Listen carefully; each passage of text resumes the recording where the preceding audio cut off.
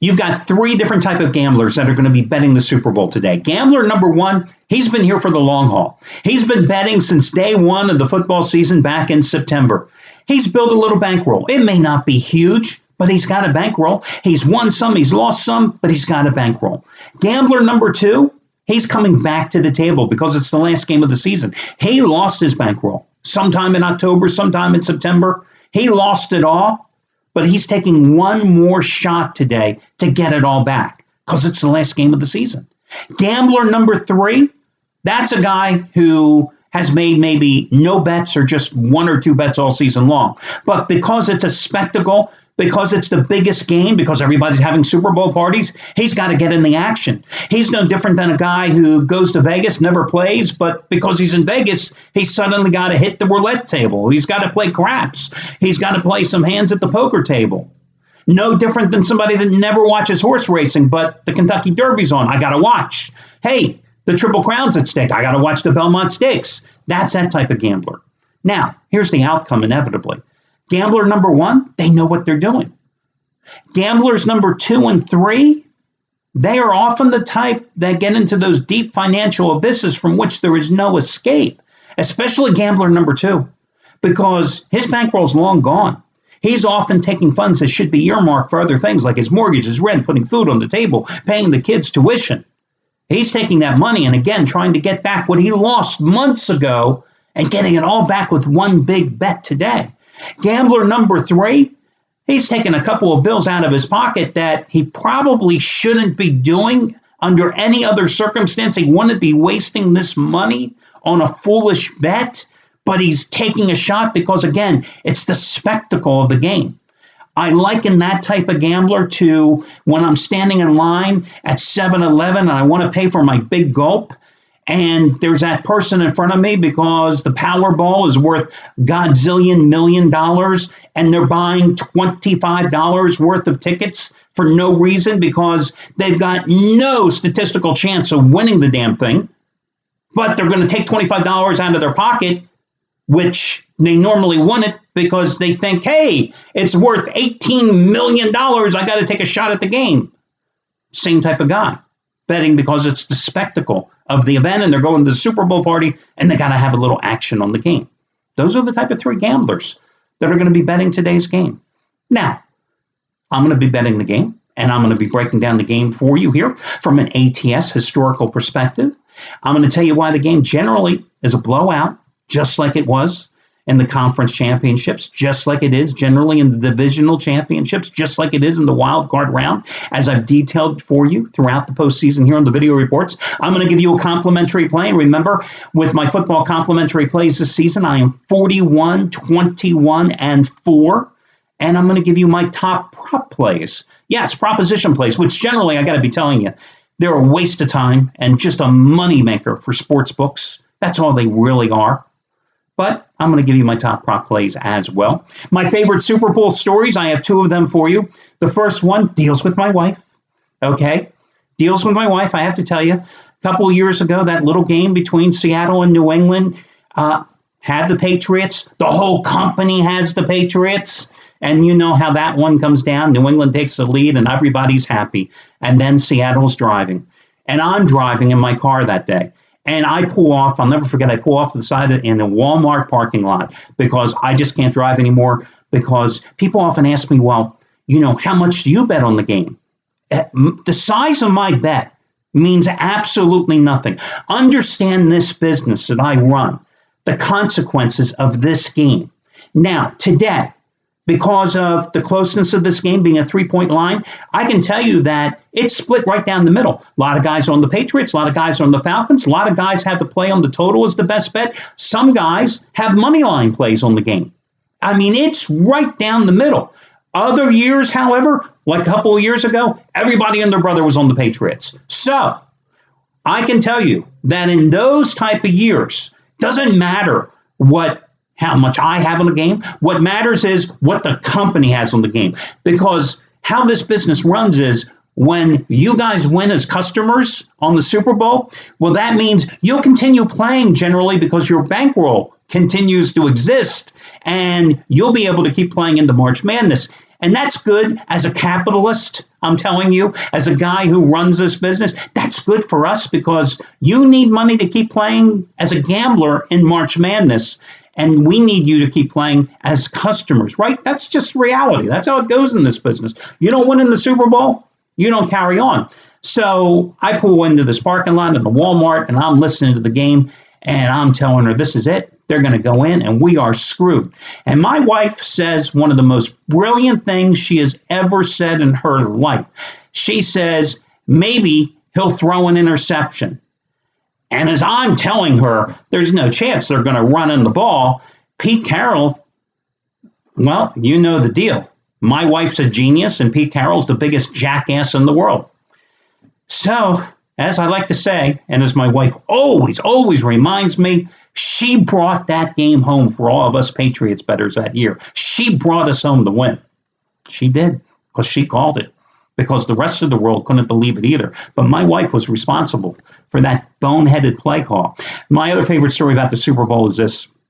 Back in 1994, I'm living in Atlanta, and the game, of course, is down there. It's Dallas and Buffalo that year. And the jerk-off that I was working for at the time that I couldn't stand, he wanted to get a bunch of tickets for the game. So I'm his guy down there. And I had no interest to go in the game. I would never go to a Super Bowl. Listen, I wouldn't go to an NFL or college football game if you paid me. I did some 300-400 games in television and radio, play-by-play, for football from high school level on up through college, okay? Doing TV and doing radio and doing play-by-play, that's one thing. You're into the game. You're into the action. I'm into it. Going as a fan to a football game, boring. Watching on TV, that's another thing. I can channel surf. I can get up. I can move around. That's different. Going as a fan, forget about it. It's like going to a baseball game. You couldn't pay me enough to do that either. I go to a baseball game, I got to sit there and I got to bet 7 or 8 other games that are going on at the same time just to keep me interested. Now, going to an NBA or college basketball game, I'm there. The action's constant. I am there. I mean, I know I'm going to be out in 2.5 hours and that action is going nonstop. I need the halftime just to get a breather, okay? But I had no interest in going to a Super Bowl game, especially. So he needs some tickets. I know a scalper. Now listen, scalpers, strippers, car salesmen, they are not your friends. They're all salesmen. Okay? So, bookies, same thing. None of those 4. They're not your friends, no matter what you may think. You may be friendly with them, but they're not your friends.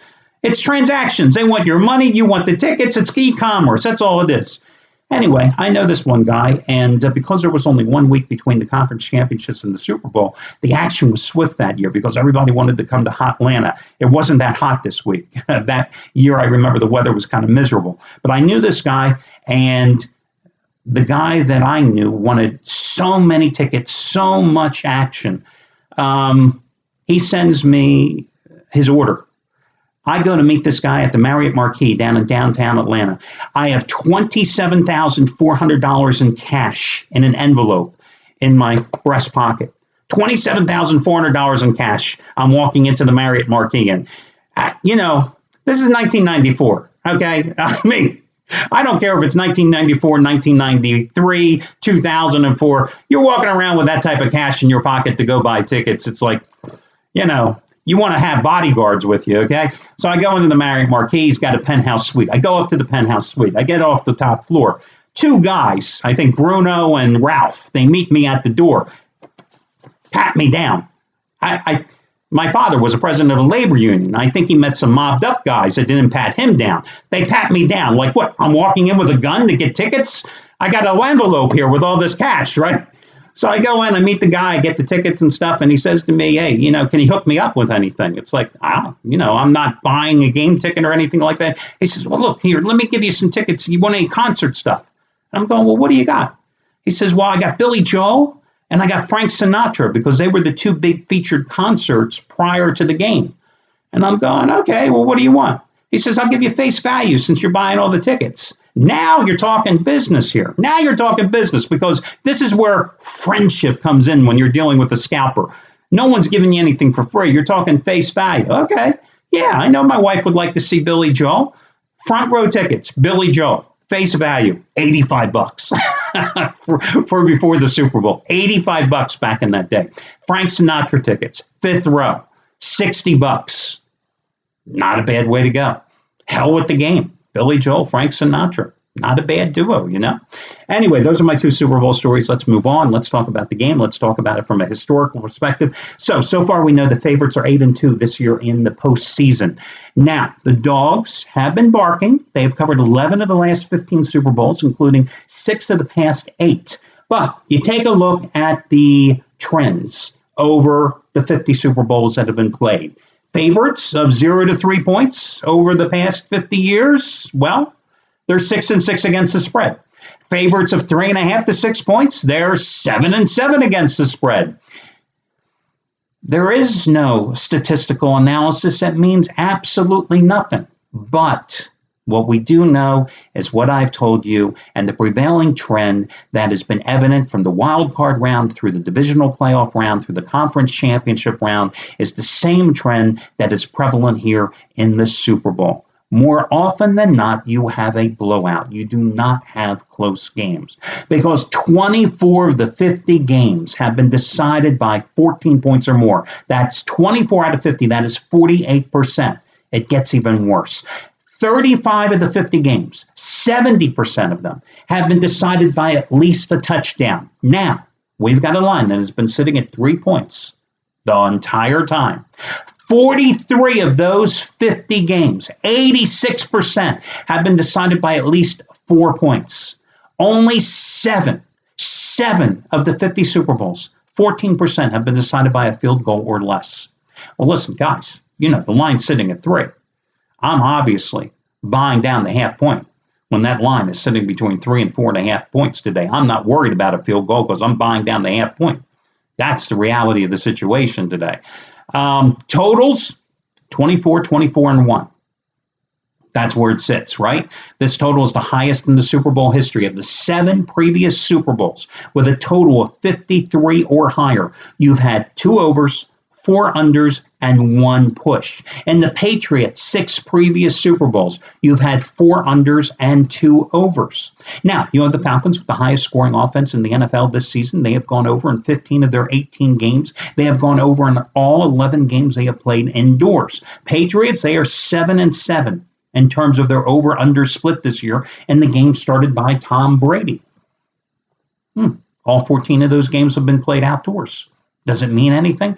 Absolutely nothing. Now, both teams have played over in each of their 2 respective playoff games. But here's the thing today, and I'm not being a contrarian, but I believe today this total stays under the posted price because I think both teams' coaches know that the key to stopping their opponent's offense, the best defense that either one of these teams can have, is having a strong ground game. For the Falcons, that's Freeman and Coleman keeping the ball on the ground and keeping Tom Brady on the sideline. For the Patriots, it's taking a page out of the Philadelphia Eagles playbook. When the Eagles kept Matt Ryan on the sideline, when they upset Atlanta early in the season by running the ball over 40 times, gaining over 200 yards, and keeping that Falcons offense and Matt Ryan grounded in an upset win. That's the best defense for either one of these teams. So when you're going to run the ball and attempt to run the ball, and when you run the ball successfully, you're going to take time off the clock.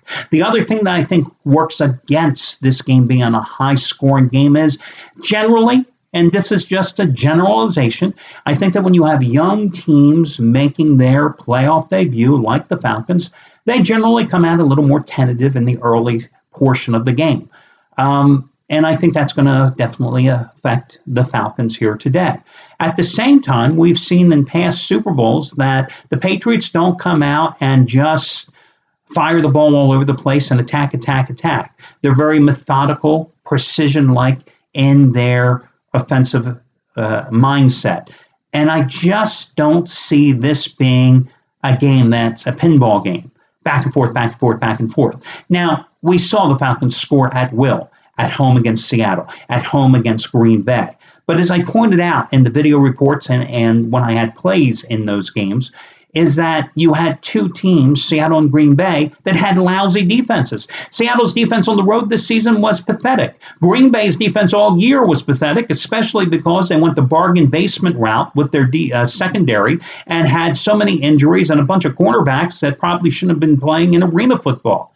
You also had two teams that were unable to run the ball. Well, you have a Patriots defense that was best in the league in terms of points per game allowed, and you have a Patriots secondary that is much better, and you have a Patriots team that's able to run the ball. So you're not going to have those same situations, and the Falcons are not playing at home, of course, in this one. So I think you have all the elements here and all the ingredients for this game to stay under the posted price. And I think, again, the contrarian approach, everybody's going to playing over. I think the contrarian approach is the way to go in terms of playing the total and taking it under the posted price. Now, proposition plays. You're going to read a lot about how much money is wagered on the Super Bowl. You're going to read about the official handle in Vegas. There'll be $115 million bet in the state of Nevada. And I can tell you that although there'll be no official numbers and there'll be only estimated numbers, that you can easily say that you can multiply that by 10, and that'll be easily how much is bet illegally on that game. But God forbid, should we legalize gambling in the United States and have those dollars come here for tax dollars, that would just be foolish, right? But 30%, about 30% of that total handle, that total take, is wagered on prop plays. And you know what? That is just money made by sports books. It's just crazy. But prop plays is what everybody wants to talk about. Listen, as a guy who did media and did extensive media up until a couple of years ago, prop plays was the calling card to get you to do interviews, because that's what all hosts wanted to talk to about going into the game. They love to talk about these stupid prop plays. My personal calling card, I started developing about 8 or 9 years ago, was the national anthem, the length of the national anthem. That was the thing that I pitched the first thing out to TV and radio hosts, and they loved talking about it because it was so obscure. Nobody else was talking about it 7, 8 years ago, and I nailed it year after year after year, talking about, they did it in this year, and I talked about the YouTube videos and stuff. And now it's like this part of everybody talks about it. Now I would never do it anymore, because now I think it's rigged, it's fixed, because so many people get to see the pregame practices and stuff like that, and the numbers keep changing. I think it's actually fixed. I think it's actually rigged. But since we are talking about it, Luke Bryan, the over-under today is like 127.5 seconds, and which is like, 2 minutes and 7.5 seconds. And he did do it at the All-Star game in 2012 and like 2 minutes and 3 seconds. So that's a 4.5 second margin of error. Luke Bryan, not a country singer, not a big voice, not one of these guys who's going to carry notes like Christina Aguilera or the late Whitney Houston or Rhonda Fleming, the opera singer. Doesn't put me in mind of one of these guys who is going to carry one of those long notes. It's going to extend it. So I would take the under there. But listen, the thing with the prop plays, it's a lot like the people that are playing the Powerball tickets. A lot of the prop plays are just ridiculous. Will there be a safety? Yes, at plus 575. Okay, there was a safety once. Well, you and I were both 116. Doesn't mean we're going to be 16 again, okay? So, yeah. People will take a small amount and they'll wager it because they see that tremendous payback number and they think, hey, let's do it again. Why? Because all those little $10 and $20 bets, multiply it by thousands upon thousands, and those coffers or sports books just keep opening up. Will there be a safety in first half? Plus 1,000. It's stupid. Will there be an overtime? Yes, at plus 700. Stupid. Will there be a missed extra point? Yes, at plus 285. Okay, I could see maybe taking a shot at that one. Will the game be decided by exactly 3 points? Yes, at plus 400. Okay, another stupid play, but it's always a possibility. Will it be decided by exactly 7 points? Yes, at plus 700. A possibility, but another stupid wagering selection. Now, let's talk about some of the good ones, though, I think in prop plays that have some nice payback numbers. Will the first score be anything other than a touchdown? In other words, will the first score be a field goal? Will it be a safety? Will it be a field goal? That's the reality at plus 140. And these numbers will differ depending on where you play. I think that's a great one because, listen, it's a 50-50 proposition. Is it going to be a touchdown or is it going to be a field goal? You think these teams, either one of these coaches, are going to pass up the opportunity? They both have very good field goal kickers. The game is inside, the perfect conditions. You think either one of these guys, if they have a shot to get on the board first, are going to give up a scoring opportunity? Now, that's a good payback proposition. That's one I would endorse. Will either team score 3 straight times? I just don't see that happening. And you've got a payback number of plus $1.50. So that's one that I do like at plus $1.50. Total number of different players to have a pass attempt. Over 2.5 at plus $1.25. So that means, will anybody else attempt to pass other than Matt Ryan and Tom Brady? This is just one of those plays that you've got to think that they'll try to throw the kitchen sink at you. And at some point in the game, don't you think that one of these coaches will try something to pull some type of surprise against the other? At plus $1.25, that's one of those crazy prop plays. If you want to take a shot at a little bit of extra money and a small proposition, it's not a bad one, right? Patriots, will they try to convert a 4th down attempt at plus $1.40? I like that one. Will the Patriots try to convert a 4th down attempt at plus $1.40? I like it. Now, on 4th down, they only went for 2 during the regular season. But could be at the end of the first half. Could be in a situation where they're so close, they have a lead perhaps, or they're down, and they want to get that margin if they're up to make it a game where the Falcons might need 2 scores, or if they're down, they want to pull within a field goal to make it a 1-score game. I just think at plus $1.40 that you have to do it. I don't like the Falcons in that proposition, but I do like the Patriots in this one. So those are the prop plays that I like the most. I looked at some of the players' individual proposition plays, and I think probably my favorite one of them all is that LeGarrette Blount total rushing attempts. The over-under I saw was 14.5. It's minus $1.30. That's one that I would endorse as well. LeGarrette Blount this year has really been a workhorse back for the Patriots.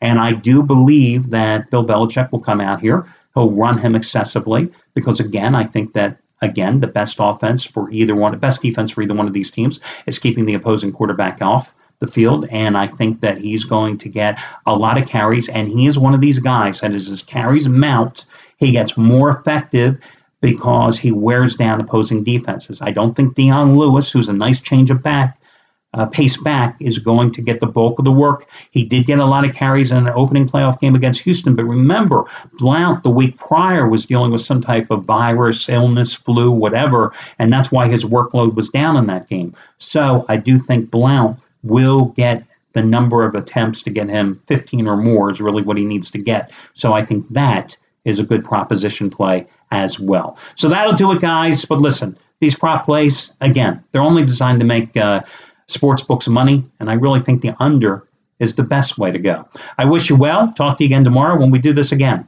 Good luck, everybody.